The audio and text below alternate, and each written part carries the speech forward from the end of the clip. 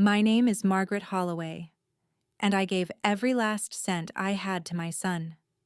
Not because I was naive. No, I knew the risks. I gave it because I believed in him. Trust me, you'll regret skipping this story. So before you sit back and listen, take a moment to like the video and subscribe to Grace's Truth. Now get in the mood to listen to this story because it might be the ultimate sweet revenge. It started with a dream, his dream. Jason had always talked about opening a restaurant, ever since he was a boy playing with plastic kitchen sets while other kids built forts. He dreamed in flavors and ingredients. He would tell me, "One day I'll open a place where every dish tastes like a warm memory." As a mother, how could I not believe in that? So when he came to me at 31, eyes bright and voice trembling with excitement, saying he had found the perfect spot in the heart of the city, I didn't hesitate. "I need capital, Mom," he said, placing a carefully written plan in front of me. "I've got the lease lined up, the kitchen supplier ready. I just need the cash to get things going." I was 64, retired, and living on a modest pension. I had worked as an accountant my entire adult life. I wasn't rich, but I'd been careful. I had $183,000 saved, my safety net, my cushion for old age. Jason asked for $160,000. That number should have scared me. It should have made me pause, maybe call my lawyer, or at least ask more questions. But I didn't. Because in that moment I wasn't an accountant. I was just a mother who had watched her son struggle through failed jobs, a broken engagement, and years of doubting his worth. I wanted to give him the one thing life hadn't given him yet, a real chance. "You've always believed in me," he whispered when I handed him the check. "This is going to change everything." And maybe it did, just not in the way I expected. The first month after I gave him the money was filled with excitement. Jason would call me almost daily. "Mom, I met with the designer today," he'd say. "You should see the mock-ups, earth tones, modern wood finishes. It'll feel like home." He even brought me to the building once, though it was still just bare floors and dust-covered walls. He described every corner with such passion that I could already smell the roasted garlic and hear the buzz of happy diners. I remember clutching my purse tighter, staring at that half-finished space, and feeling a strange blend of fear and awe. Was this the moment everything changed? But then, he started calling less. Texts slowed. I told myself he was just busy. I didn't want to be the kind of mother who hovered. I'd already sacrificed my retirement. I didn't want to guilt-trip him too. Besides, I trusted him. That was the real truth. I trusted him more than I trusted my own instincts. One afternoon, I decided to visit the location on my own. I wanted to surprise him, maybe bring lunch, see the progress. But when I got there, it was locked. No work vans, no construction noise, no lights, just a dim, dusty shell behind a rusting gate. I stood there for 10 minutes, blinking like I was seeing something I shouldn't have. I dialed Jason's number, straight to voicemail, then again, and again. I told myself it was fine. Maybe he was at a supplier.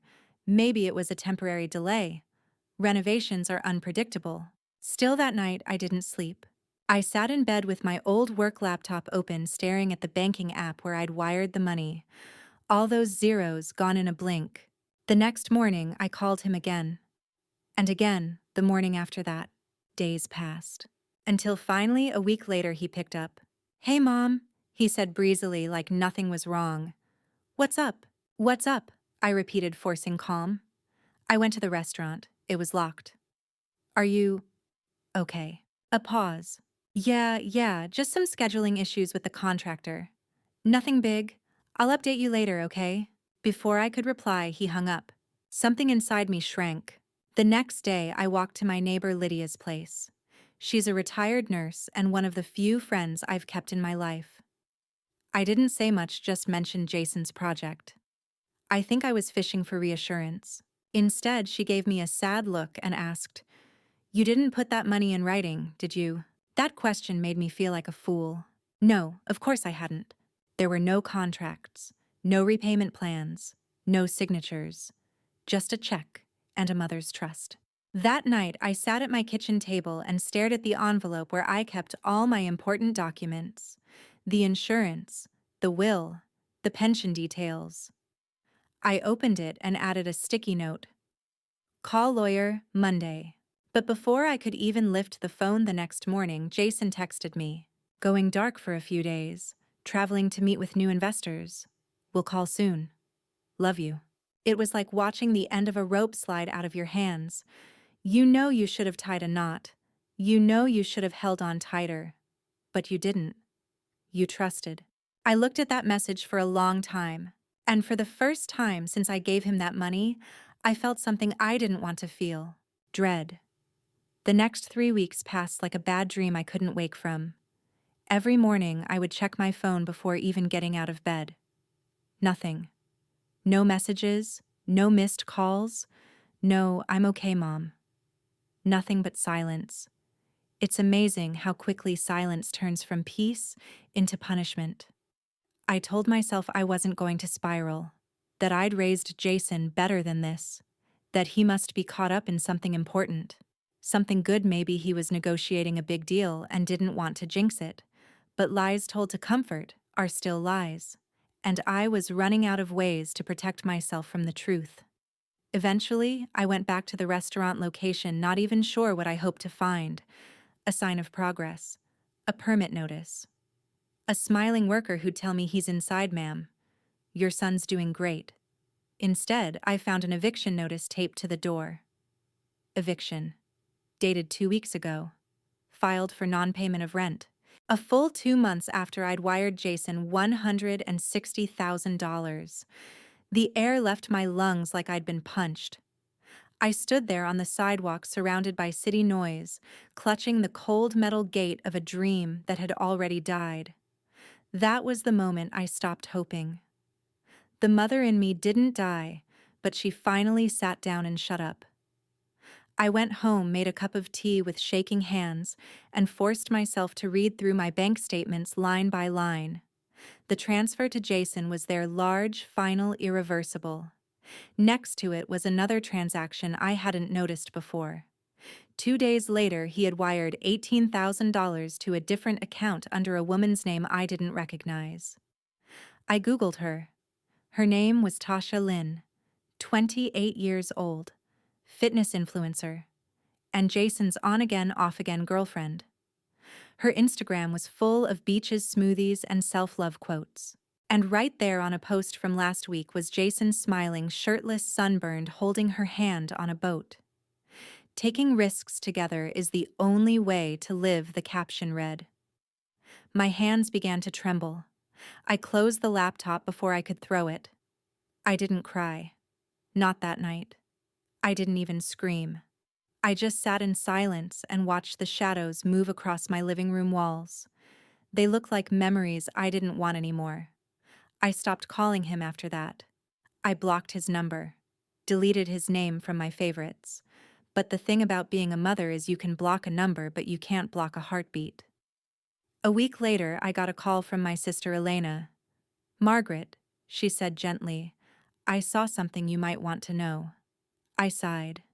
"If it's about Jason, it is. He's featured in a local blog. They're doing a spotlight on new restaurant owners in the area. There's a piece on Tasha, actually. It's titled, 'Young Power Couple Bring Farm-to-Table Vibes to Downtown.'" I didn't want to look. I had no desire to see it. But I did. The article gushed about how Tasha had poured her own savings into opening a quaint cafe called Root and Bloom, praising the creative menu and bohemian design. Jason was described as the silent partner with culinary vision. I stared at the photo. There was Jason behind the counter, smiling like he had never disappointed anyone in his life. There was no mention of me. No thank you. No hint that the cafe existed because his mother had handed him her entire future in a single check. I felt my throat tighten, not from sadness but shame. I had been erased. That weekend, I went to visit Elena. I hadn't seen her in months. She hugged me tighter than usual when I walked in. "You look thinner," she said. I nodded. "Stress diet." She poured us wine and we sat on her porch like we used to as teenagers, just two women watching the sky fade into dark. I could help you financially? She said after a long silence. You know that, right? I shook my head. Not yet, I whispered. I need to understand what happened first. I need to get clear. Elena didn't argue. She knew me well enough to know I wouldn't ask unless I was at the very edge. I spent the next week documenting everything: receipts, messages, bank statements. I printed them out and put them in a manila folder labeled Truth in capital letters. I also wrote down every memory I had of Jason's pitch: the conversations, the promises, even the exact way his voice had cracked when he said, "This is my one-shot mom." Each detail was a needle, but I needed to bleed it out. I reached out to an old friend from work, Russell. He had been a corporate lawyer before retiring early. I hadn't spoken to him in years, but when I explained the situation, his tone shifted from friendly to serious in seconds. You gave him the money without a written contract? Yes. Any email chain confirming the purpose? I think I have one text. I'll send it. I forwarded him a message Jason had sent that said, "Thank you, Mom. This restaurant is going to be everything we dreamed about." Russell called me the next day.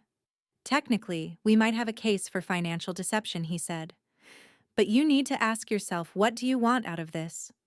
I was quiet for a long time. I want the truth to come out, I said finally. I don't care about the money. I want him to know I'm not the fool he thinks I am. Russell sighed. Then prepare yourself. Because going after your own child, it won't bring peace. It might only confirm the heartbreak. I knew he was right. But there's something worse than heartbreak. It's the realization that your silence made you a participant. A few days later, Jason came to my door. He hadn't called first. Just rang the bell like everything was fine. When I opened the door, he looked surprised, like he didn't expect me to answer. "Mom," he said, smiling nervously. "I was in the neighborhood. Thought I'd check in." I stared at him. His hair was longer. He smelled like expensive cologne. His shoes were new. And he was holding a bouquet of daisies, my least favorite flower. "I can't stay," I said, stepping back. "But what do you need?" He hesitated. I'm trying to expand the cafe. We want to add outdoor seating, get live music. The city requires more permits. It's expensive." My blood ran cold. He kept talking, pitching me like I was a stranger with a checkbook. "We just need a little more capital. I'd pay you back in installments." "We're close, Mom. So close." I let him finish. Then I said, "Jason, I'm not feeling well. I think you should go." He blinked, taken aback.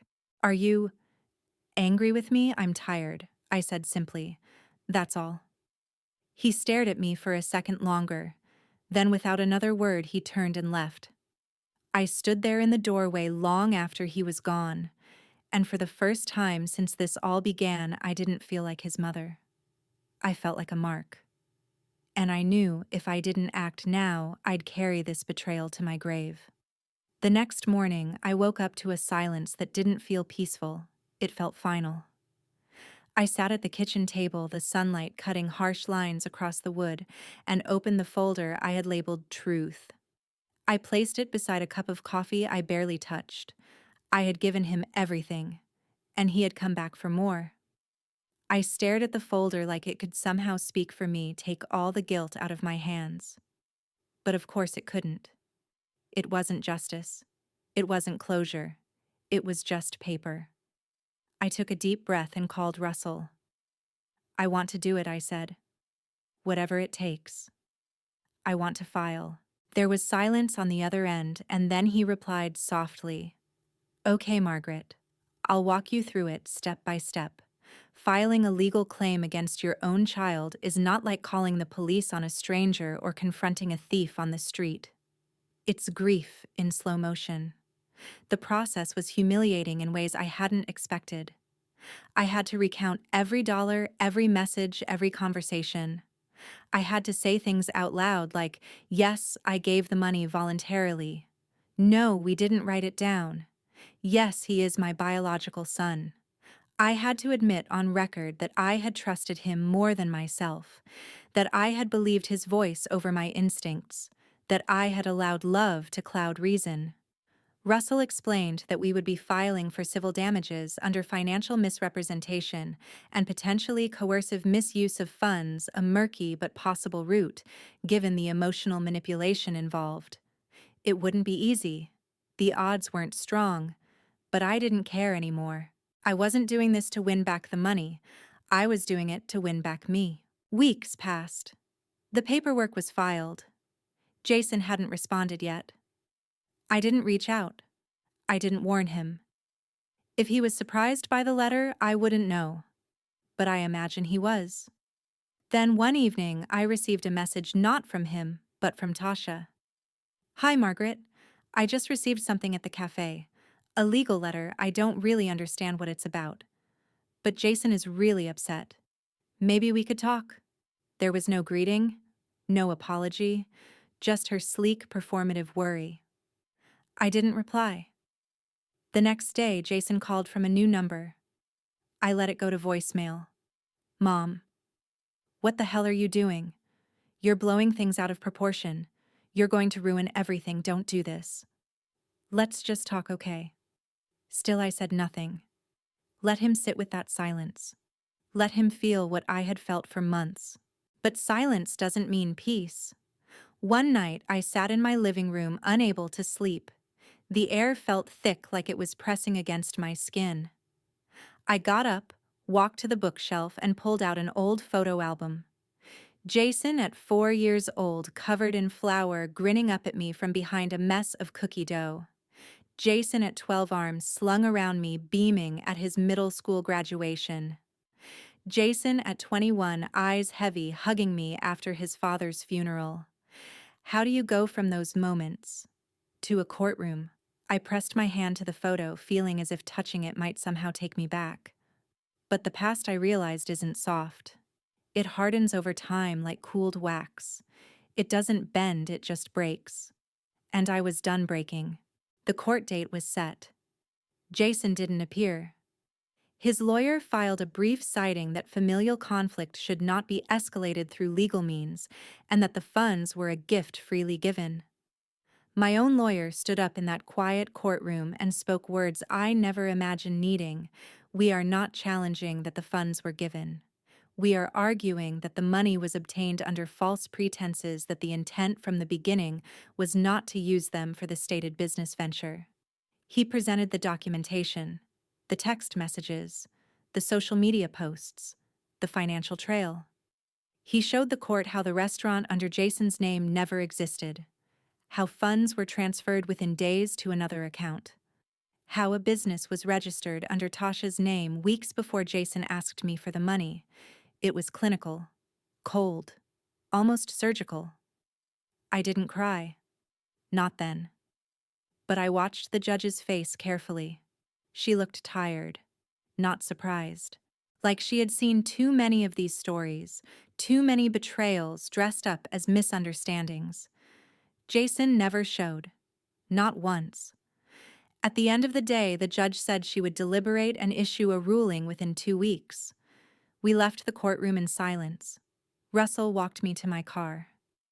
Whatever happens, he said, placing a hand on my shoulder, you showed up for yourself. That matters. It did. I didn't know how it would end, but I knew now that I wasn't powerless. That night, I stood in the bathroom staring at myself in the mirror. My face was tired but not broken. I saw the lines etched deep around my eyes, the gray streaks in my hair. I didn't see a fool. I saw a woman who had survived. A mother who had finally drawn the line. A woman who would not go quietly into invisibility. I turned off the light. I went to bed. And for the first time in months, I slept. 2 weeks came and went. Every day felt like a year. Every quiet moment was filled with questions I didn't want to answer. What if the judge sided with him? What if all of this was for nothing? What if in the end I had simply destroyed the last fragile tie between us? Then on a cloudy Tuesday morning, a plain envelope arrived. No dramatic stamp, no knock on the door. Just an envelope tucked neatly in the mailbox between ads and bills. Inside was the ruling. I read the first paragraph 3 times before the meaning settled in. The court finds in favor of the plaintiff, Margaret Holloway, on the grounds of deceptive use of familial funds under false pretenses. A partial restitution is ordered in the amount of $82,000, not the full amount, but acknowledgement, recognition, proof that I hadn't imagined it, that my pain had shape form and now legal weight. I sat down on the porch, the envelope in my lap, and let the wind pass over me. I didn't cry. I didn't cheer. It wasn't victory, but it was validation. And sometimes that's enough to keep breathing. Later that evening, my sister Elena came by with a bottle of wine. We sat under the string lights in my small backyard, 2 folding chairs between patches of overgrown grass. It wasn't glamorous, but it felt real, more real than the polished, manicured world Jason had chosen to escape into. So she said, pouring us each a glass. "What now?" I shrugged. "I don't know." "You won," she said. "I didn't want to win," I said quietly. "I just wanted to matter." She didn't argue. She just placed a hand on mine and gave it a gentle squeeze. And in that moment, I realized how long it had been since someone touched me with kindness. 2 days later, a courier delivered a check. It was signed by Jason. No note, no apology, just the amount the court had ordered. I held it in my hands and felt empty. It wasn't the money that had hurt me. It was how easily he had cast me aside, how quickly he'd turned love into leverage. I didn't want to cash it. I didn't want his money. But I also didn't want to be foolish enough to let pride hurt me twice. So I deposited the check and then did something unexpected. I donated half of it to a local community kitchen. Not in my name, just quietly, anonymously. The rest I kept for the repairs my house so badly needed. The leaky roof, the broken tile in the bathroom, the garage door that groaned like an old man every time it opened. The things I had put off because I believed I was building something with my son. That weekend, I took the bus downtown and walked past Root and Bloom, the restaurant Jason and Tasha had built with my money. The patio was busy young couples sipping matcha friends, laughing over grain bowls and artfully arranged toast. It looked successful. But when I peered through the window, I didn't see Jason. Instead, I saw Tasha standing confidently behind the counter directing staff posing for a picture with what looked like a local food blogger. He was nowhere in sight. Curious, I walked into the flower shop next door pretending to browse. "Do you know if the guy still runs that cafe?" I asked casually. The shop owner raised her brows. "Him? Oh, he hasn't been around for months. Heard they broke up. Something about money problems. Typical, right?" I smiled politely, thanked her, and left. Outside, I stood on the corner staring at that bustling cafe, the place that had once represented my ruin. Now it just looked like another business built on borrowed charm. And for the first time, I felt free of it. A week later, a letter arrived. From Jason. Handwritten. The envelope smudged, the handwriting barely legible. I debated throwing it away, but I didn't. Inside was a short note. "Mom, I heard you won. I'm not surprised. I don't know what to say. I didn't mean for it to go this far. I just didn't want to fail again. I know I hurt you. I know I lost you. Maybe for good. I'm sorry. Jason." There was no ask for forgiveness, no request for a second chance, just words. And somehow, that was harder to take than silence, because it made it real, because it came too late. That night, I sat at my desk and opened a fresh notebook. On the first page, I wrote, "Things I will no longer apologize for. Believing in my son. Giving without a contract. Wanting to matter. Loving too much. protecting myself now. I didn't write him back. Not because I hate him, but because some wounds need silence more than closure. I now spend my mornings volunteering at that same community kitchen I donated to. I chop vegetables, wash dishes, hand out plates to people who say thank you with weary eyes and grateful hands, and not one of them has ever taken from me what I wasn't ready to give. Sometimes the head chef, a young woman named Carla, lets me try my hand at the stove. "You've got a good feel for this," she said once, smiling. "You ever think about working in food?" I just smiled. I once knew someone who did. Some people think that starting over means wiping the slate clean, but I've learned that real healing isn't about forgetting. It's about remembering differently. I wake up every morning now before the sun rises. I make tea real loose leaf, not the bags, and sit on the small porch outside my kitchen. I watch the neighborhood slowly come alive. I listen to the birds. I let the quiet fill me. And every morning I ask myself one question: what do I get to reclaim today? Not money, not youth, not even justice, but dignity, peace. A version of myself that doesn't flinch every time the phone rings. Because for too long I let motherhood blur the lines of identity. I let sacrifice become expectation. I let love become my leash. And that leash was handed to Jason freely. He didn't steal it. I offered it with trembling hands and whispered, "Use it wisely." He didn't. A few days after I received his letter, I was at the market when I saw someone I hadn't seen in years, Lena Winters, Jason's high school friend.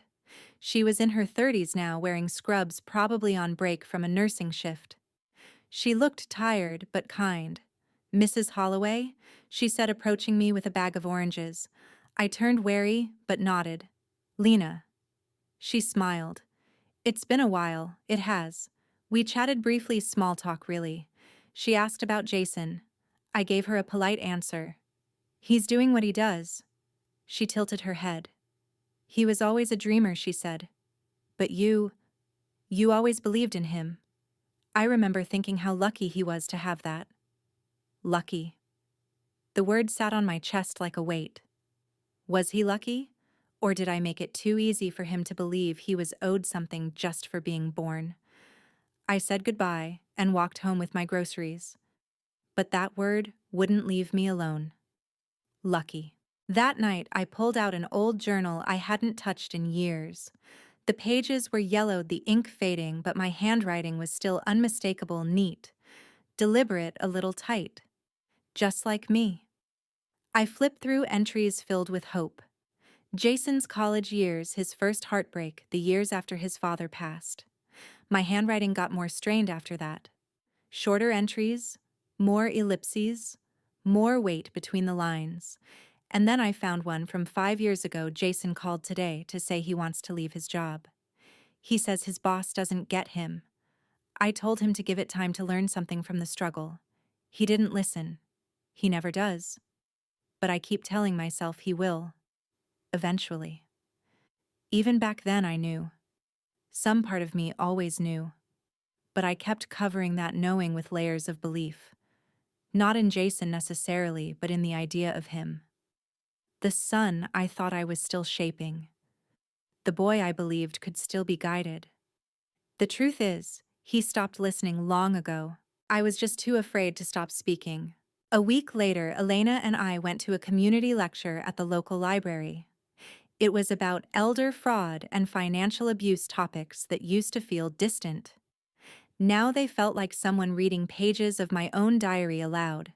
The speaker, a retired judge, talked about how the most common form of financial abuse in older adults doesn't come from strangers. It comes from family, from sons, from daughters, from those they raised. She said something that stayed with me. There's a moment every parent faces when they must decide, do I protect the child I love or the adult who hurt me? After the event, as we walked to the car, Elena asked if I regretted filing the case. I took a breath. "I don't regret the fight," I said. "I regret waiting so long to recognize I needed to fight." She nodded. "You were too busy loving." No, I said. I was too busy hoping. I never did reply to Jason's letter. I wrote responses in my head a dozen times, letters full of wisdom, anger, forgiveness, or warnings. But none of them ever made it to the page, because in the end, nothing I say will change him. And I've finally stopped trying to parent a grown man who refuses to grow. What I did instead was more quiet. I took the last remaining pieces of his childhood, the photos, the drawings, the report cards, and packed them into a box. I tied it shut with twine. Then I carried it to the attic, placed it gently in a corner, and walked away. Not as an act of hatred, but as an act of release. A few nights ago, I stood at the sink doing dishes after volunteering. My hands were wet, the radio was playing something old and soft, and I was humming without realizing it. And then, out of nowhere, I felt it. Pride. Not for Jason, not for the past, but for me. For surviving heartbreak. For choosing dignity over silence. For finally putting myself first. It wasn't loud or dramatic. Just a quiet, steady warmth in my chest, like forgiveness, but not toward him. Toward myself. There was a time when I imagined Jason growing older and becoming the kind of man who would come home for Sunday dinners.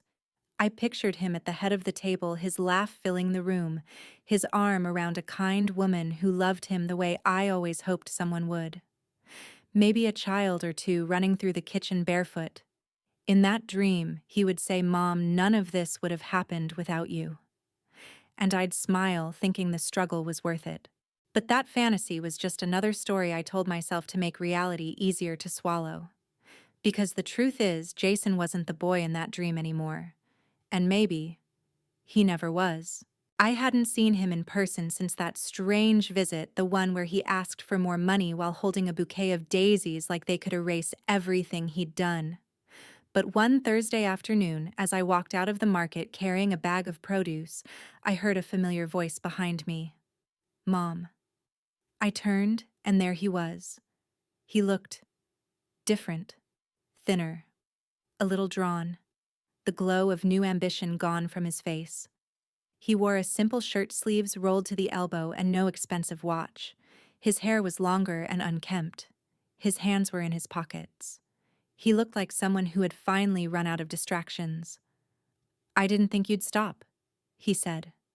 "I almost didn't." He swallowed. "I got your silence loud and clear." I nodded. "Good." We stood on the sidewalk like strangers who used to know each other, the distance between us full of things we'd never say.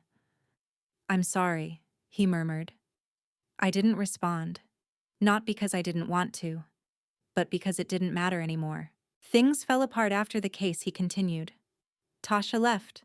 The cafe's barely staying afloat. Investors pulled out. I guess I burned everything down. There was no bitterness in his voice, just exhaustion. "I'm working at a friend's restaurant now," he added. "Dishwashing mostly. Starting over." I looked at him, unsure of what to feel. He looked older, not just in the face but in the spirit. There was a time I would have rushed in to fix things to lift him again. But that version of me was gone. "I hope you're learning something," I said. He winced. "Every day," he replied. Then quietly, "I miss you." I looked away. The wind picked up, brushing past us like a third presence watching, listening. "I don't miss who you became," I said softly. "But I miss the part of you that still knew how to care." He said nothing. After a moment, I stepped forward and reached into my bag. I pulled out an apple, fresh, red, heavy, and handed it to him. It wasn't forgiveness. It was a gesture, a reminder. "You were once a boy who looked to me for nourishment, for love, for guidance. And this is all I have left to give." He took it, eyes glassy, and nodded. "Take care of yourself, Jason." Then I turned and walked away. And he didn't follow. That night, I journaled again. Not about Jason, but about the kitchen. About Carla teaching me how to make tomato bisque from scratch. About how it made the entire room smell like comfort. About the woman who came in for a meal and stayed to help us clean up, whispering, "This was the first real meal I've had in a week." Those were the people who mattered now. People who gave what they could. People who didn't take more than was offered. People who said thank you and meant it. I no longer spent my days waiting for someone to say, "You were right." I no longer needed to be right. I just needed to be whole. A few days later, I received an unexpected package. It was from Jason. Inside was a small frame. It held a photograph I hadn't seen in years. Jason, age 5, in our old kitchen. He was wearing an apron covered in flour, holding a wooden spoon like a trophy. On the back, in handwriting that trembled just a little, "Thank you for believing in me even when I didn't deserve it." There was nothing else. No apology. No promises. Just that. I stared at the photo for a long time. Then I placed it on the shelf near my stove next to the jars of dried herbs and olive oil. Not in the center. Not in a place of honor. But present. Because memory is complicated. And love, even when broken, still leaves behind pieces that shimmer in the right light. The photo stayed on that shelf for weeks. Sometimes I'd glance at it while stirring soup or wiping down the counter after my volunteer shift. I wouldn't stop to hold it or dwell on it, but I'd notice it. It became a quiet artifact of a life I once lived. Not a shrine, not a scar, just a reminder. And in time, it stopped stinging. That's how healing works, I think. It doesn't arrive like a miracle. It settles slowly, quietly, until one day you realize the weight you were carrying has become something you can lift without flinching. Carla, the head chef at the community kitchen, noticed a change in me. "You've got a little more light in you lately," she said as we peeled onions one afternoon. "What's the secret?" I smiled. "Letting go of things that never said thank you." She laughed. "Ain't that the truth?" Carla had been through her own share of heartbreak. She once told me that she'd started the kitchen after her sister died, built it out of grief, turned sorrow into service. We shared something in that unspoken space between us. Not every story needs to be told in full to be understood. And maybe that's why I felt safe there. It wasn't just about giving food. It was about giving pieces of yourself without expecting anything in return. The opposite of everything Jason had become. One Sunday, as we closed up for the evening, a teenage boy came in late. He looked nervous. His hoodie was too big. His sneakers untied, his eyes darting around the room like he expected to be yelled at. "We're almost out," I said gently, "but I've got some stew left. Want a bowl?" He nodded quickly.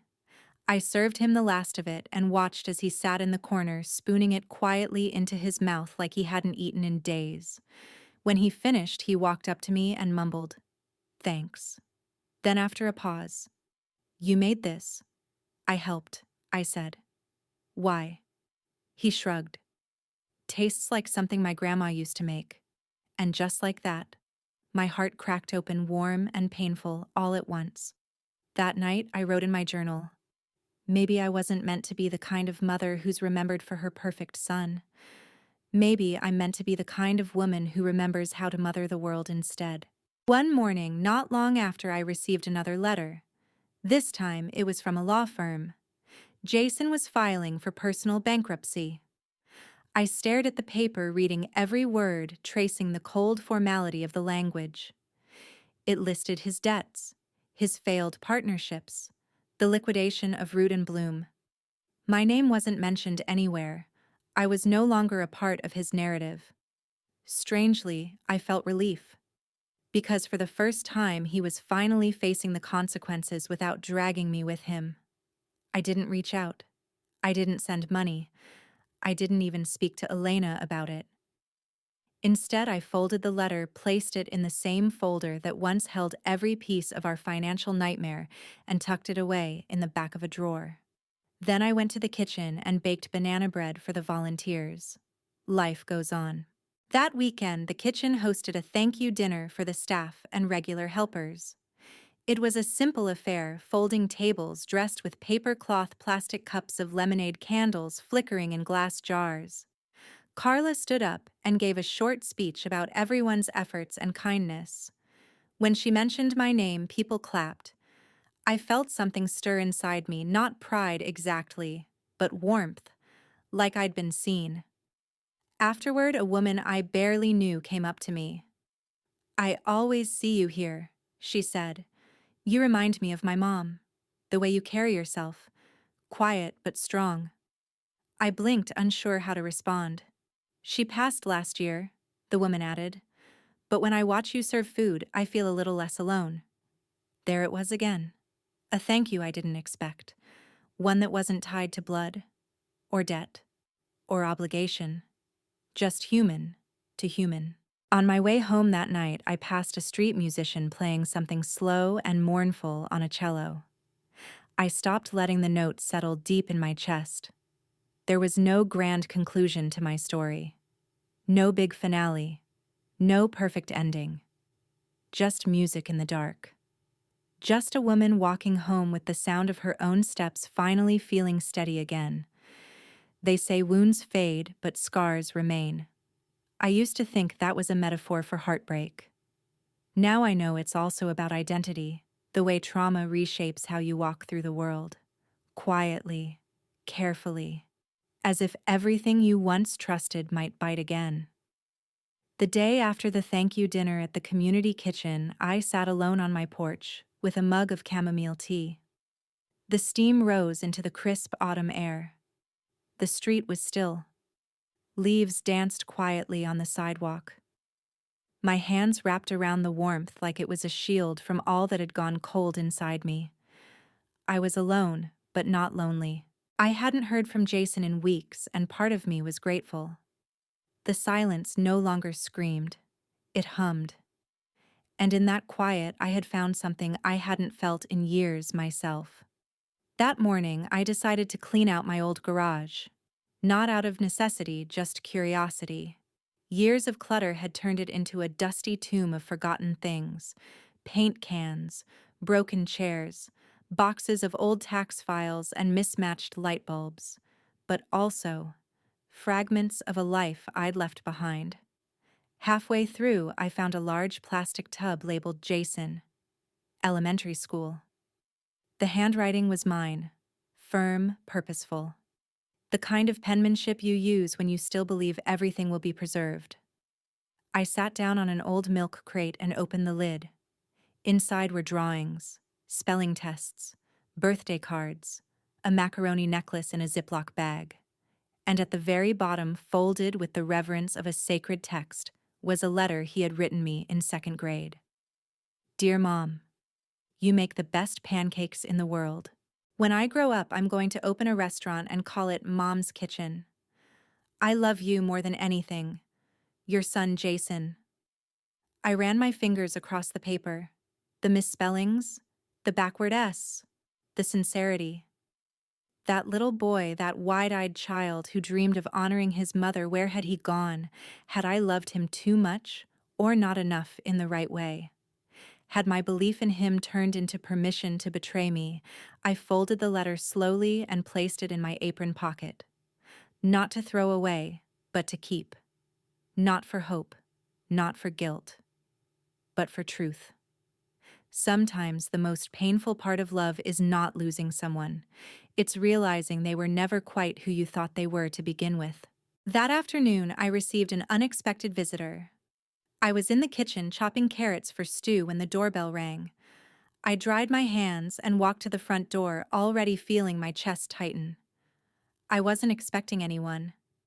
I opened the door, and there he was. Jason. No warning, no message, just standing there like he had every right in the world to be on my doorstep. "Hi, Mom," he said softly. I didn't speak, just stared. He looked worse than the last time I saw him. Thinner, pale. There were dark circles under his eyes. His once proud posture had shrunk into something almost adolescent, slouched shoulders, hands stuffed deep into the pockets of a tattered coat. "I know I shouldn't have come without asking," he continued, "but I didn't know how else to—" He trailed off. I stepped aside, not out of warmth, but because the porch was cold and I didn't want the neighbors listening. He entered silently, glancing around as if the walls might accuse him. They probably should have. I walked back to the kitchen and resumed chopping. It gave me something to do. Something to focus on besides the ache building in my spine. He sat at the small table eyes on the cutting board. I got the bankruptcy approved, he said finally. I have to start over completely. No credit, no capital, nothing. I didn't respond. I'm staying with a friend. On his couch. He's got 2 kids. It's tight. Still, I said nothing. I've been applying to kitchens. Line cook, dishwasher prep, anything. Good, I said. One word. Sharp. Clean. He flinched like it had cut him. I don't know why I came. To be pitied, I asked. Forgiven. He shook his head. I don't deserve either. I stopped chopping. Looked up. No, I said. You don't. He blinked, swallowing hard. But I added, you're still my son, and I won't let the worst of you erase the best of me. He looked confused. You broke something, I said. But I won't keep bleeding to prove I loved you. I know I hurt you. You used me, Jason. I didn't mean you didn't mean to steal from me, or you didn't mean to disappear when it mattered most. He lowered his gaze. I wasn't just your bank, Jason. I was your mother. I know. No, I don't think you do. He wiped his eyes with the sleeve of his coat. I came, he said, because I wanted you to know I think about what I did. Every day. And I know you may never let me back into your life, but if there's ever a time, when you need help, or when you want to see me again, I'll come running. The kitchen was quiet. Only the sound of the knife tapping against the cutting board remained. He stood slowly. I'll go. And he did. That night, I cried for the first time in months, not because I missed him, but because I felt everything I'd been pushing down finally rise to the surface: guilt, rage, grief, and a strange, hollow kind of relief. I wasn't numb anymore. I was awake. And that's when I knew healing doesn't mean you never feel pain again. It means the pain no longer decides what you do next. In the weeks that followed, I made a decision. I contacted a nonprofit organization that supports elderly victims of financial abuse. I told them I wanted to share my story not for sympathy, but for education. They invited me to speak at an upcoming seminar. I agreed. It terrified me. But I knew I had to. So I stood in a room full of strangers, other women mostly, and I told them everything. Not with tears, not with rage, but with the steady voice of someone who had walked through fire and still carried her shape. I saw heads nod, eyes glisten. Afterward, a woman approached me and whispered, "Thank you for saying it out loud." I thought I was the only one. That made it all worth it. Because the hardest stories to tell are often the ones someone else desperately needs to hear. One morning, Carla at the kitchen said she wanted to take a few weeks off and asked if I could supervise the lunch prep while she was away. I hesitated at first, but then she said, "Margaret, the volunteers respect you. They follow you already. You just haven't noticed." So I said yes. And the first day, I stood in that kitchen directing the team, adjusting recipes, encouraging the shy ones, calming the stressed ones. I felt something I hadn't felt in years. Capable. Not as someone's mother. Not as a broken woman reclaiming her dignity. But simply as a woman who had more to give. And this time, she'd give it wisely. One night, I got another letter from Jason. Short. Honest. "Mom, I'm still working. Still trying. I haven't touched alcohol in 40 days. I've paid off part of my friend's rent. I'm trying to become someone I don't hate when I look in the mirror. I'm not asking for anything. I just wanted you to know. Jason." I didn't cry. I didn't smile either. I simply folded the letter and placed it next to the one he'd written in second grade. 2 different versions of the same person. One full of promise, the other full of regret. And both of them, for better or worse, part of the story that shaped me. I sat by the window that morning with the second letter from Jason resting in my lap unread for the 10th time. Not because I hadn't looked at the words, but because I hadn't truly let them in. The first time I scanned it, I felt nothing. The second time, a flicker of anger. By the fifth, a soft ache I didn't know where to place. By the 10th, I finally understood what it was. Sorrow. Not for the past. Not even for what Jason had done. But for the future we never got to have. When you raise a child, you don't just feed and clothe and teach them. You build a vision, a fragile, invisible architecture of the life you hope they'll live. You plan imaginary birthdays. You'll never attend holidays. You'll host together. Grandchildren. You might rock to sleep in a chair you've kept for decades. But when that child breaks, your trust shatters the very bones of your belief that future collapses in on itself like a house made of paper in a thunderstorm. Jason's second letter was shorter than the first. No poetry, no apologies. Just a quiet log of effort. I'm not asking for anything. I just wanted you to know. Those words mattered more than he understood. Because asking, that's what Jason had always done. Demanding, assuming, guilt-tripping. Always asking. But this time he was just reporting. That told me something had changed. Maybe not everything. Maybe not enough. But something. I decided to write him back. Nothing dramatic. Just a note. Jason, thank you for the update. I'm glad to hear you're working on yourself. Keep going. There's no shortcut to rebuilding. But I do hope one day you'll be proud of the man you become. Mom. That was it. I didn't tell him I forgave him, because I hadn't. Not yet. But I also didn't close the door.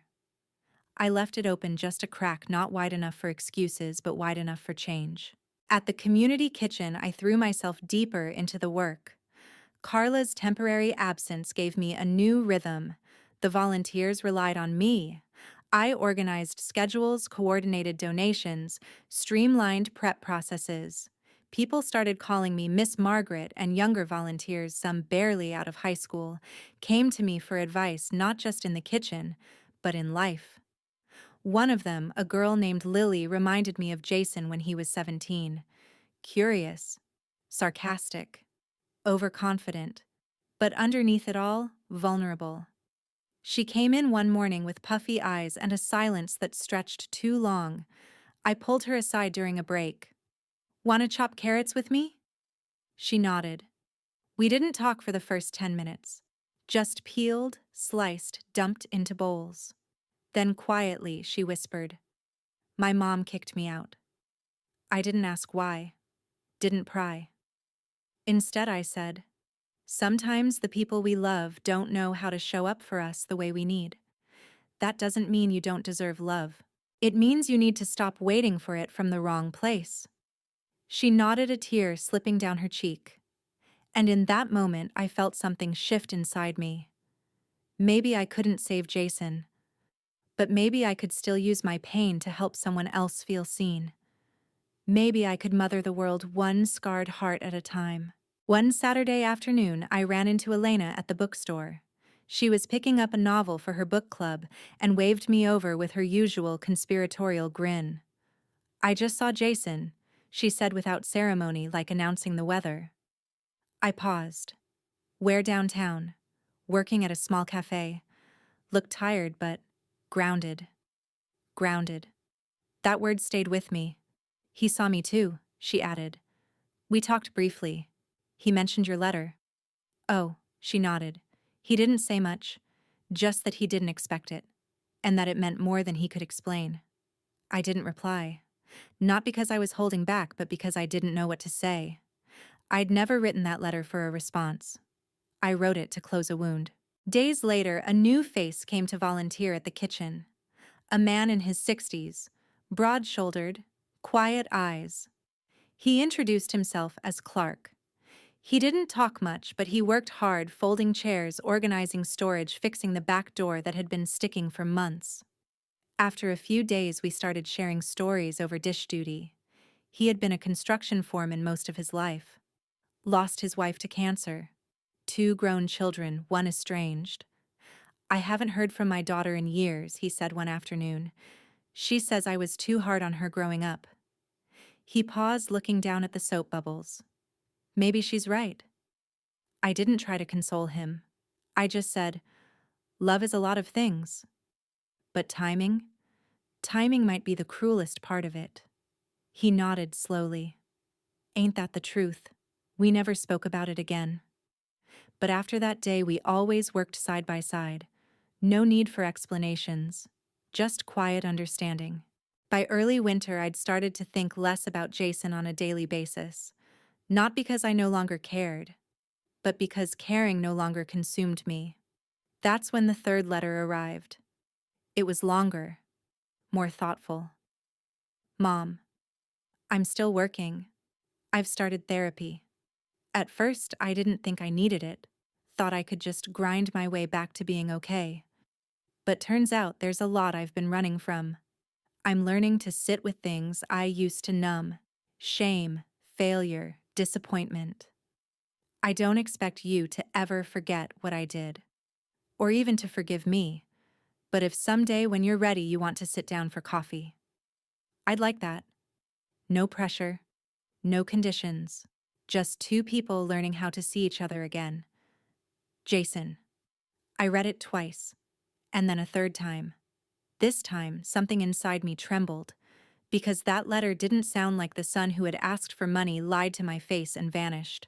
It sounded like the boy who used to write "I love you" in block letters on handmade cards. The boy who had gotten lost. Maybe he was trying to find his way back. I haven't responded yet. I don't know when I will, but I've kept the letter. It sits on my nightstand now beside the one from 2nd grade, and every few nights I read it again. Not to rehash the past, but to remind myself that people can change. That hurt doesn't always have to harden. That love, if we let it, can bend without breaking. I didn't respond to Jason's third letter right away. In fact, I tucked it into the same small wooden box where I now kept the other 2, each folded, carefully smoothed at the edges from how many times I had handled them. That box had unintentionally become a record of our evolving distance, and maybe cautiously of our beginning to bridge it. Each letter was like a rung on a ladder neither of us had dared climb yet. But even as I stayed quiet, I began to notice the subtle, almost invisible way my heart had started softening. Not forgiving, not forgetting, just softening. And perhaps that was the most terrifying part, realizing that after all the betrayal, anger, and pain, there was still a thread inside me, however frayed, that hoped for redemption. It was early December when I received a call from Carla. She was back in town and wanted to meet up for coffee. I hadn't seen her since she'd left to care for her mother out of state. We arranged to meet at a small cafe tucked away on a quiet side street near the library. When I stepped inside, the scent of cinnamon and fresh pastries wrapped around me like a blanket. Carla was already there, sitting at a corner table, waving with a warm grin. But just before I reached her, I froze. Behind the counter, arranging baked goods in the display case, was Jason. He hadn't seen me. He was wearing a black apron, his hair tied back, sleeves rolled to his elbows. His movements were calm, methodical. He looked thinner still, but stronger somehow. Centered. I turned quickly, hoping he wouldn't notice. But it was too late. "Mom." His voice was hesitant. Not surprised, not panicked. Just soft. I turned back slowly. Our eyes met across the cafe, across the chasm of everything we'd both done and endured. Carla glanced between us, eyes wide with realization. "Should I?" she started. "No," I said. "It's fine." Jason stepped out from behind the counter, wiping his hands on a cloth. He didn't smile, didn't force anything. He simply walked over, stopping a few feet away. "Hi," he said. "Hi." A long silence stretched between us. "I didn't know you'd be here," he added. "Neither did I said truthfully. He nodded. "I work here now." He continued, glancing toward the back. The owner's kind. Took a chance on me. I studied him. He wasn't the boy who had disappeared with my savings. He wasn't the man who'd written those smug texts and vanished when the business failed. He wasn't even the version who'd shown up at my door begging for more. This Jason stood still. No performance, no pitch, just presence. Good, I said finally. He exhaled as if he'd been holding his breath for weeks. I got your letter, he said. I know. Thank you. For not closing the door. I didn't open it either. I replied, my voice steady. I know, he said again, quieter. Another pause. I'm not trying to rush anything. I just wanted to say I meant what I wrote. I nodded. I know you did. And then something strange happened. Carla broke the tension with a casual clap of her hands. Well, she said, this is either the most awkward or most meaningful cup of coffee I've had in a while. Or both. Jason and I both chuckled, awkward but real. I took a seat across from her, and Jason, sensing the boundaries, returned behind the counter. He didn't interrupt again, but every now and then, as he served customers or wiped down tables, our eyes would meet briefly, and neither of us looked away. A week later, I returned to the cafe. On purpose this time. Jason looked startled when I walked in, but not unwelcome. I ordered tea, took a seat, and waited. He brought the cup over himself. On the house, he said, setting it down gently. No, I replied. I'm paying for it. He blinked, then nodded. Of course. I sipped slowly, watching him work.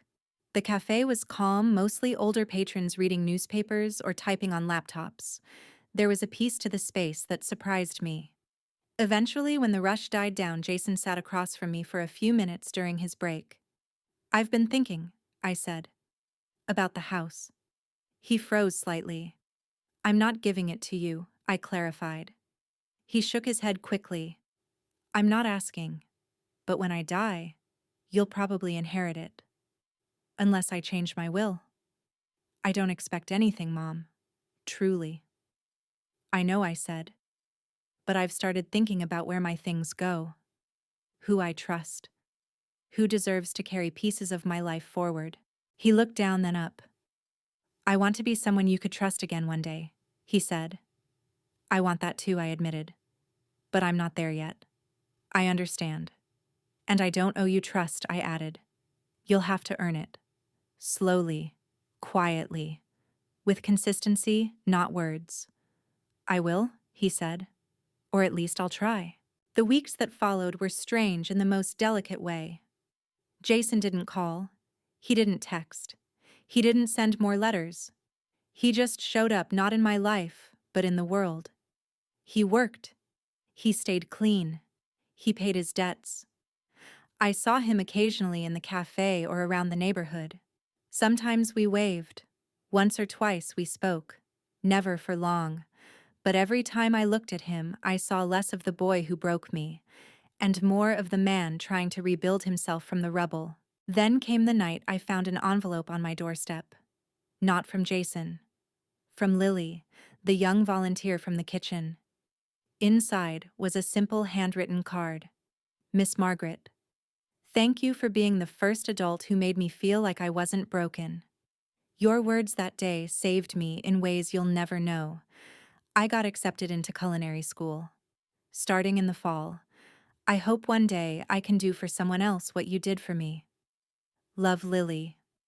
I sat in the kitchen holding the card to my chest, tears rolling down my cheeks. Not tears of grief, but gratitude. Because in all my pain, all my loss, all my failed hopes, I had still become someone who could offer light to others. And that meant something. Maybe everything. I didn't know what kind of future I had envisioned for myself when I turned 65. A quiet one, I suppose. Predictable. Some gardening. A few out-of-town visits to see friends, or maybe sit by the lake in a rocking chair with a good book. I certainly hadn't imagined lawsuits, bankruptcy letters, or spending every Wednesday in a hairnet slicing onions for a community kitchen. But life doesn't ask for your permission before it rewrites your plans. And maybe that's not such a bad thing. Because somewhere in that rewrite, I discovered something I'd lost long ago, the part of me that didn't depend on anyone else to feel alive. A month after receiving Lily's letter, I was invited to speak again at the financial abuse support group, this time as part of a community education panel. I hesitated. Talking about what happened to me was one thing, standing in front of a crowd who expected insight, clarity, even wisdom, that felt different. But I said yes. Not because I felt ready, but because I finally believed that the pain I endured didn't have to end with me. It could become something useful, something that cut through the silence so many women were still trapped in. The day of the event, I wore my nicest blouse and tucked Jason's second-grade letter into my handbag like a talisman. As I stepped up to the podium, I scanned the room. Dozens of faces, some curious, some guarded, some already brimming with tears. I took a deep breath. "My name is Margaret Holloway," I began, "and I believed that love meant never saying no to your child, until I learned the hard way that it also means knowing when to say enough." I spoke for nearly 20 minutes. I told them everything. The savings I handed over without question. The business that never materialized. The betrayal. The silence. The courtroom. And the slow, grueling process of piecing myself back together. I didn't make myself a hero. I didn't make Jason a villain. I just told the truth. Afterward, a woman in the front row stood up. "I gave my son $60,000 for a business too," she said. Her voice shook. "He used it for drugs. I haven't heard from him in 2 years." She looked at me, eyes full of devastation. "How do you live with it?" I didn't give her a rehearsed answer. I just said, "You start by deciding that your pain deserves more than silence." That night, I returned home to find another letter in my mailbox. This time, it was from Jason, and it wasn't folded in thirds or scribbled on notebook paper. It was formal, typed, an invitation. "Dear Mom, I've recently been promoted to assistant kitchen manager at the cafe. The owner has offered me a small investment opportunity if I choose to stay long term. I know it's not a restaurant. I know it's not what I once promised you, but it's honest work. And it's mine. Next month, we're hosting a small benefit dinner at the cafe. Proceeds will go to the community kitchen you volunteer at. I'd like to invite you. No pressure, no expectations.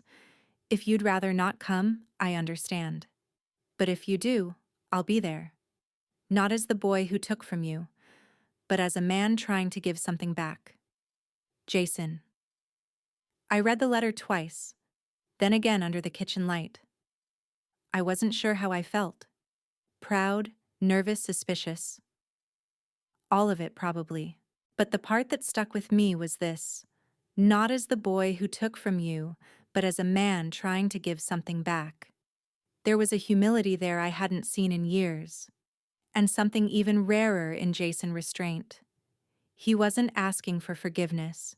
He wasn't promising redemption. He was just inviting me to see him. I arrived at the cafe that night just after sunset. The windows glowed warmly. Inside, people bustled about, placing floral centerpieces on each table, setting out menus handwritten in chalk on miniature signs.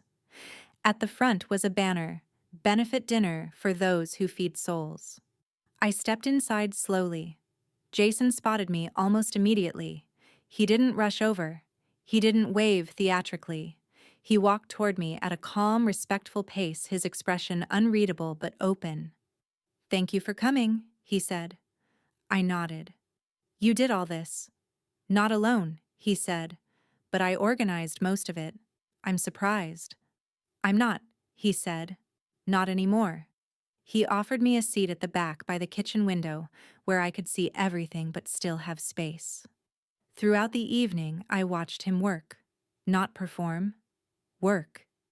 He greeted guests, checked on staff, carried trays, wiped down a spill when a waiter tripped. He wasn't pretending to be in charge. He was in charge, but with humility.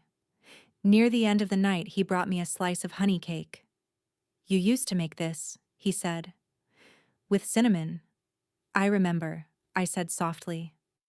He sat across from me, wiping his palms nervously on his apron. I know I can't undo the past, he said. I didn't respond. I know you may never trust me fully, or forgive me. Still, I said nothing. I'm not here to win you back, Mom. I'm here to show up. As often as it takes. That moved me more than any apology ever could. Because showing up, that was always where Jason had failed. And now he was finally learning what love without taking looked like. I reached into my handbag and handed him something across the table. His second-grade letter. His eyes widened. You kept this? Yes, I said. Even when I wanted to forget everything. He held it like it was made of glass. I'm not that kid anymore, he whispered. I know, I replied. But maybe now you're someone I'd like to know again. They say some bonds are unbreakable, that no matter what happens, love finds its way back. But I don't know if that's true. Because sometimes bonds do break. And maybe they need to. Maybe what love becomes after the breaking is something else entirely, something more honest, more earned. Jason and I were not mother and son the way we used to be. But for the first time in years, we were two people in the same room trying, no longer held together by guilt, no longer tearing each other apart through blame, just trying. And maybe that was more sacred than anything we'd had before. After the benefit dinner, I didn't rush back into his life. I didn't call the next morning. I didn't start showing up at the cafe weekly to check on him. I went back to the kitchen, back to Carla, back to Lily, back to chopping onions and peeling potatoes and serving trays of hot food to people who thanked me with their eyes more than their words. Back to myself. But something had shifted. I no longer carried Jason's betrayal like a wound. It had turned into a scar, tender still, but no longer bleeding. And every so often, when I opened the box of letters on my nightstand, I added a new thought beside them in my journal. We don't heal by erasing. We heal by adding new pages to the story. One Sunday morning, I received a knock on my door. It wasn't Jason. It was Tasha. I stared at her for a long second, stunned. She looked older than I remembered, not aged by time, but by consequence. The gloss of Instagram-perfect skin had been replaced by something rawer. Her eyes were darker, heavier. Hi, Margaret, she said cautiously. I know this is unexpected. You can say that again. She shifted her weight, unsure whether to stand tall or humble. I won't stay long. I just wanted to return something. She handed me a small envelope. I opened it. Inside was a single check, $7,600. I know it's not much, she said, but it's what I could scrape together. From my share of the cafe's early revenue. I wasn't going to give it back. I thought, I didn't owe you anything, but I did. I stared at the check. You took money you knew wasn't his, I said evenly. I know. And you let me believe you were just the girlfriend, not the partner. I was both. And I was greedy. I folded the check. Why now? She swallowed. Because I see what Jason's trying to become, and I wanted to stop being the reason he couldn't. Her words struck something. Not forgiveness, but recognition. It takes a different kind of strength to own your place in someone's downfall. You could have mailed this, I said. I thought you deserved to see my face. I nodded. She turned to leave. Just before she reached the bottom step, I said, I hope you figure yourself out, Tasha. Not for Jason. For you. She nodded, almost smiled, and then she was gone. I didn't tell Jason about the check. Not right away. Not because I wanted to hide it, but because I didn't want to center his redemption arc around me. This was mine, my boundary, my silence, my small reclaiming of a debt not financial but spiritual. I deposited the check the next day. Then I used the money to pay for Lily's first semester books at culinary school. When she cried, I told her someone gave this back to me. Now I'm giving it to you. Just promise you'll give something to someone else someday. That to me was closure, not in courtrooms, not in confrontations, but in the quiet passing of grace from one hand to another. That December, Jason invited me to Christmas dinner at his place, a tiny one-bedroom apartment above a bookstore. I didn't say yes immediately. I waited a week before replying, "I'll come, but just dinner. No expectations." He responded with a thumbs up and a smile emoji. A year ago, I would have rolled my eyes at that. Now I found it oddly comforting. When I arrived, the place smelled like sage and roasted squash. He had decorated clumsily. A string of lights drooped along one wall. A miniature tree sat in the corner topped with a crooked paper star. He made everything himself. Roast chicken, garlic mashed potatoes, cranberry salad. No over-the-top gestures, no speeches, just dinner. And at the end he handed me a small box. "I didn't get you a gift," he said. "I made one." Inside was a hand-bound journal. On the cover in gold ink was written, "Recipes for Repair." Each page had a recipe, some from my old kitchen binder, some new. All handwritten, some messy, all thoughtful. On the last page he'd written, "Every dish is a second chance. Thank you for giving me one." I didn't cry, I didn't hug him. I just placed the journal in my lap and said, "You're getting better at making things that last." He smiled, and for the first time in a long, long time I saw him. Not as the boy who betrayed me, not as the man trying to atone, but as someone finally building a life that didn't depend on me but still honored where he came from. That night, when I returned home, I opened my own journal and wrote, "Trust doesn't come back all at once. It returns like birds in spring, slowly, cautiously, one at a time. And sometimes they stay." I used to believe healing had a finish line, that someday I would wake up, stretch, make tea, and feel completely unburdened. No ache in my chest when I thought of Jason. No flicker of shame when I remembered how much I'd given no hesitation in saying the word son aloud. But I've learned since that healing is not a line. It's not even a circle. It's a path. One that loops, stumbles, disappears, reappears. And some days like this one, it's just a quiet walk forward with no map, just memory. Spring arrived earlier than usual. The breeze was warm enough that I left the windows open for the first time in months. The scent of fresh grass and laundry detergent drifted through the house like a whispered permission to breathe again. I spent the morning cleaning. Not out of necessity, out of ritual. There's something sacred in wiping down the surfaces of a life you've fought to reclaim. Polishing picture frames, folding blankets, watering houseplants that had wilted and somehow survived. When I reached the bookshelf in the hallway, I pulled down a thick, dust-covered photo album labeled simply Us. Jason was on nearly every page. Baby pictures, toddler tantrums, first day of school, birthday parties, vacations where I was exhausted but smiling because he was happy. I hadn't looked at this album since the lawsuit.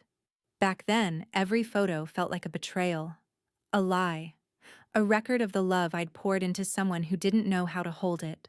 But now, I flipped through the pages slowly. And what surprised me was that I didn't feel anger.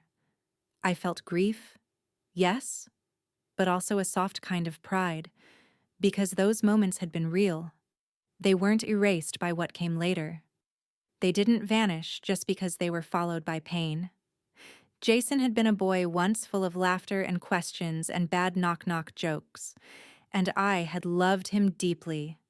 That mattered. Still does. That afternoon, I walked to the local park. It was the first time I'd gone there in years without some purpose, not to meet anyone, not to exercise, not to escape the walls of my home. Just to sit. I found a bench under a blooming dogwood tree and watched the world move around me. Children chasing each other through grass, a young couple sharing earbuds on a picnic blanket, an elderly man tossing breadcrumbs to birds. And then, from behind a voice, "Mind if I sit?" I turned. Jason. He held 2 paper cups of tea. One he handed to me. Chamomile, he said. Didn't know if you still liked it. I do, I said, accepting the cup. He sat beside me, not too close, not too far. We sipped in silence for a while. Then he said, I remember sitting here with you once. I was maybe 8. You told me this tree would bloom even if no one watched. I chuckled. That sounds like something I'd say. It stuck, he said. I think I always believed that was your way of saying I didn't have to prove myself for you to love me. He looked down, thoughtful. I wonder if that's why I stopped trying so hard, because I thought I didn't have to. You didn't, I said. Not to earn love, but to earn trust, he added. That's different. He nodded. You've been earning it, I said finally, slowly, in small, steady ways.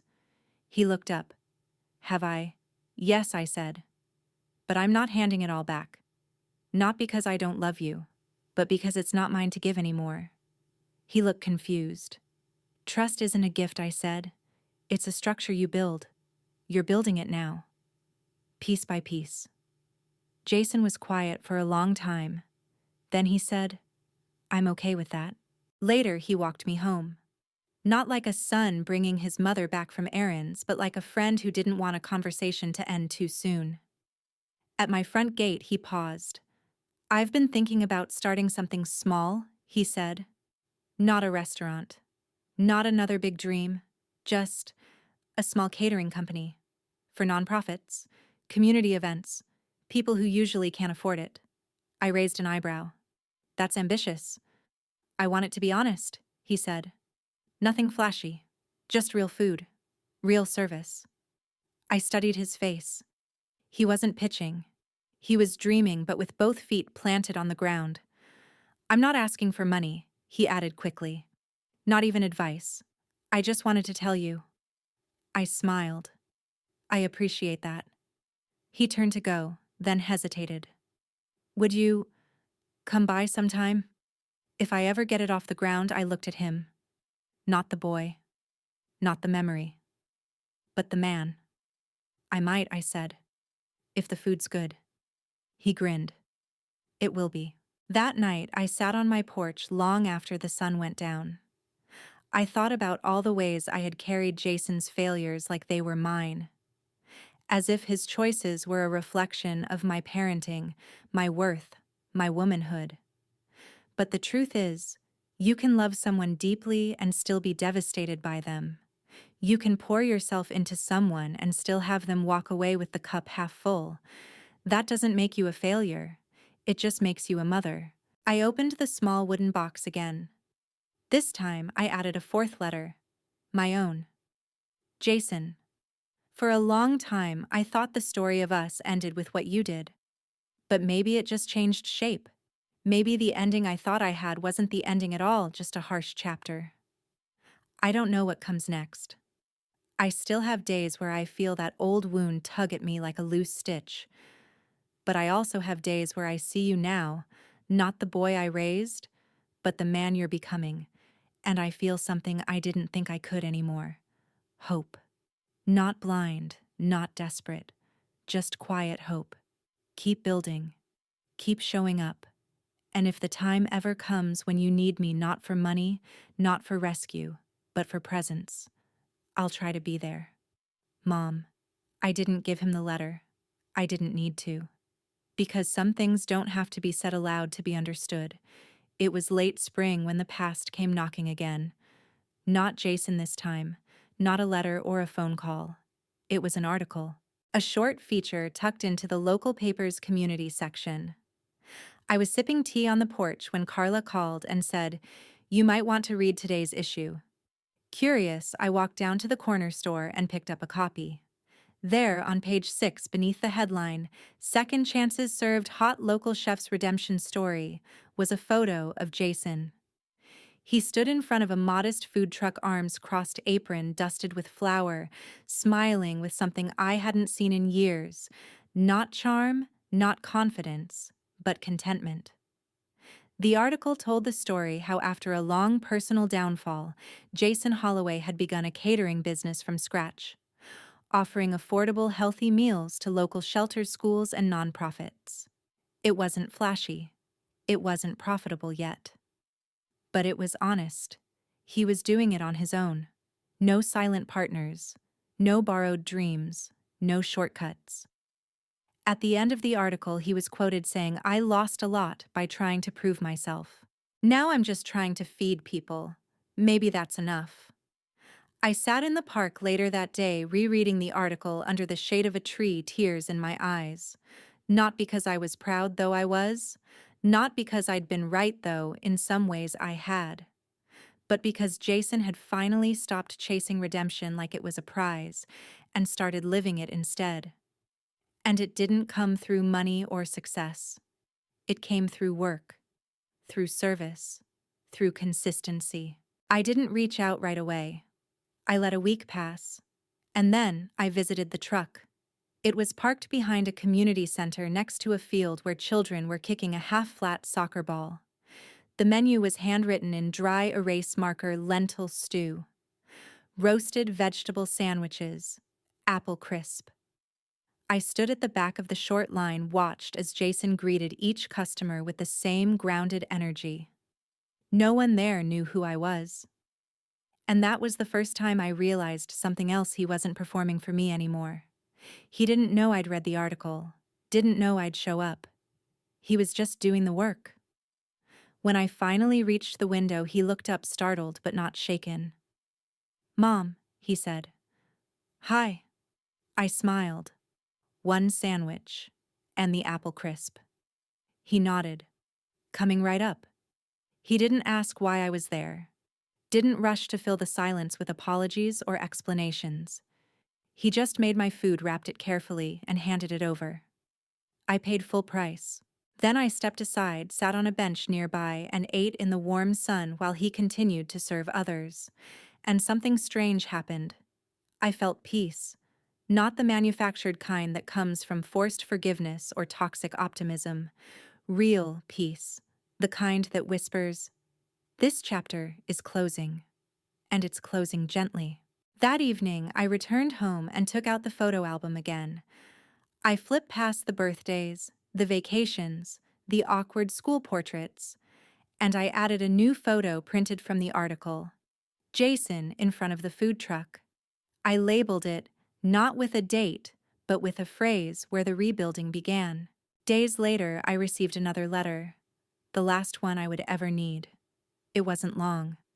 Just a few lines. "Mom, I don't know how much of this life I'll get right. But I know one thing now. Trust isn't earned in words. It's earned in what we build day after day. Thank you for teaching me that, even when I didn't deserve your lesson. I hope I make you proud. Not because I need your approval, but because I'm finally becoming someone I'd be proud to know too. Jason." I folded the letter slowly and added it to the box. It rested on top of the others. And then, without hesitation, I closed the lid. Not in anger, not in pain, but in completion. That weekend, the community kitchen hosted a fundraiser, a potluck in the park open to all. Jason donated the food. He cooked for 5 hours straight in the sun, serving over 200 people. No one knew who he had been. They only knew who he was now. Lily stood beside him, helping plate the meals. She'd just finished her first semester in culinary school and had returned for the summer to volunteer. "I think your son might be a better cook than you," she teased as we walked past. Maybe I said with a smile. "But I taught him how to boil water." She laughed. Across the field, Jason caught my eye. He raised a plastic cup in a quiet toast. I raised mine back. No fanfare, no declarations. Just two people in the same space building something new. That night, I stood on my porch listening to the crickets, sipping tea. The house was quiet. The world was still. And for the first time since handing over my life savings, I didn't feel bitterness in my bones. I didn't feel fear when I thought of Jason's name. I didn't flinch at the idea of what I'd lost, because what I'd gained, hard-won, painfully earned, was this: myself. and the version of my son who no longer needed to be saved but had finally learned how to save himself. The last letter I ever wrote to Jason wasn't meant to be sent. I wrote it late at night by lamplight after the fundraiser with a warm cup of tea beside me and an ache in my chest that felt strangely like joy. It wasn't long. It didn't try to wrap everything up in a bow. It simply said, Jason, you're not who I dreamed you'd be when you were little. You're not the boy who opened restaurants and named them after his mother. You're not the golden child I once hoped would make my sacrifices look wise. But you are something better now. You are a man who learns, a man who endures, a man who feeds others not for applause, but because it's what your hands have finally learned to do with care. And that, I think, is enough. For me. For us. Mom, I folded the letter and slipped it into the wooden box now full of every painful redemptive moment we had walked through. Then slowly, I walked to the fireplace and placed the box inside. Not to burn it. Just to store it there where I could look at it sometimes, but not trip over it anymore. Because some stories don't need to be carried every day. Some just need a resting place. The kitchen continued to be my home away from home. We expanded operations. Carla and I trained new volunteers. Lily came back after graduating and helped design a new menu that incorporated more sustainable, affordable meals. Jason's catering company, Low Flame, began working with local shelters and schools. He never bragged, never asked for attention, never brought up the past again. But one Thursday morning, he dropped by the kitchen to deliver a batch of roasted root vegetables and a vat of lentil stew. I greeted him at the back door. "How's the truck?" I asked. "Still temperamental," he said. "Like me." I smiled. "You're learning to fix both, though." He chuckled. Slowly. After he finished unloading, he turned and said, "I've been asked to speak at a community forum next month. About rebuilding trust. Second chances." I raised an eyebrow. "You, me?" he said. "Can you believe it?" "Yes," I said.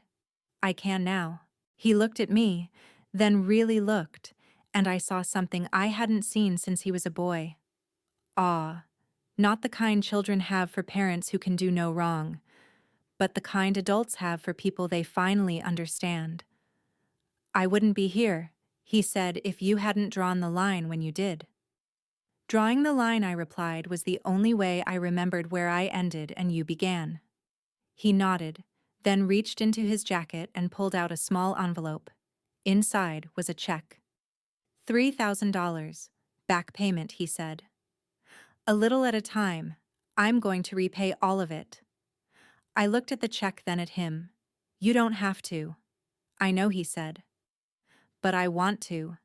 That's when I understood redemption doesn't always come in grand gestures. Sometimes it comes in the quiet follow-through. One morning, weeks later, I stood in front of my bathroom mirror brushing my hair, and I didn't see a woman who had been betrayed. I saw a survivor, a provider, a mentor, a mother not of one son but of many people in need of care, guidance, and truth. I walked through my home past the photos on the hallway walls. Most hadn't changed. Jason's picture at 5, smiling in his Halloween costume, his graduation photo. One or two from recent years, distant, polite. But at the center of the wall, I placed a new one, a shot of him at the fundraiser. Apron-stained sleeves rolled, handing a plate to an elderly woman who was smiling at him like he'd handed her the world. Because in a way he had. Months passed. Seasons changed. The ache of betrayal dulled into memory. And one evening, as I sat by the fire with a book in my lap and rain tapping gently at the windows, I thought about the future, not the one I used to imagine, but the one that was growing quietly around me now. It was smaller than I had dreamed, but it was mine, and it was real. If you're still listening to this story, still holding the thread between my words, I want to say this, not just for myself, but for anyone who's ever given too much, trusted too hard, or loved someone who didn't know how to love back. You can survive the worst kind of heartbreak, the kind that comes not from enemies but from those you gave life to. And not only can you survive it, you can grow something beautiful from it: a stronger self, a clearer voice, a softer heart, not because it was untouched, but because it was rebuilt. So, yes, I gave all my money to my son to start a business, and it cost me more than I ever imagined. But in the end, the real gift wasn't what I gave him. It was what I gave myself: boundaries, dignity, a second chance. Not for him, for me. If this story touched you, if you've ever felt forgotten, betrayed, or quietly powerful in your pain, share your story below. And don't forget to subscribe to Grace's Truth for more stories like this one, because here we don't hide from heartbreak. We tell it, we transform it, and we move forward together.